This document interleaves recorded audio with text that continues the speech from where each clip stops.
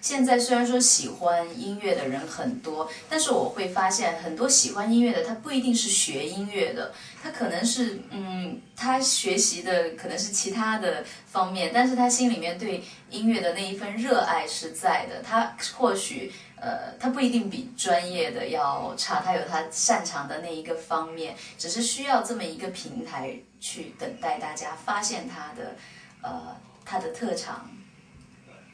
啊，对了，就是自从你唱了那个，你流了很多汗，对的，我很热。我刚才特别想帮他擦。对，我忍很久，但是我现在忍不住了，因为它已经下雨了。其实我想插一句不太专业的话，其实他是学音乐的，而且他非常喜欢你。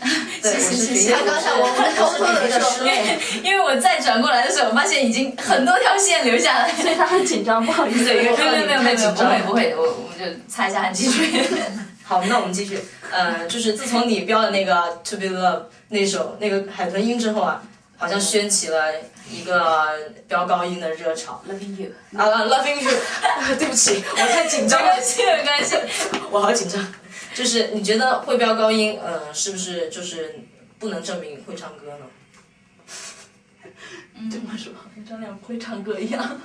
不是，因为很多人现在都听懂，就是意思就是说呢，现在很多人都会飙高音嘛，就经常以飙高音为一个噱头的感觉。对，但是其实就是会飙高音是不是不能证明会唱歌？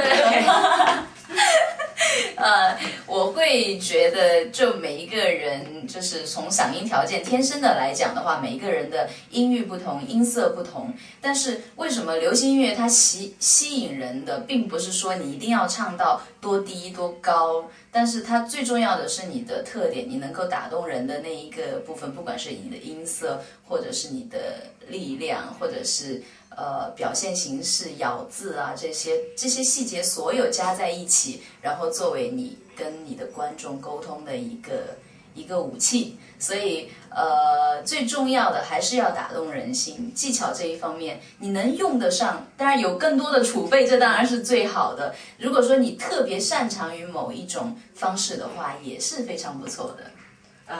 让你给我们喜欢音乐的朋友都上了一课，谢谢张老师，谢谢张老师。那我想问一下，就是我们这个土豆网嘛，我们你听到土豆天使这4个字，你的第一反应是什么？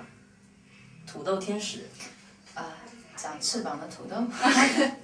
很多人都这么觉得。这个是这个呢是我们土豆网做的一个，就是一个就是选出一个网络比较对网络上面比较具有网络精神的一个女孩子嘛选出来的。然后如果说有机会的话，你会来给我们做评委吗？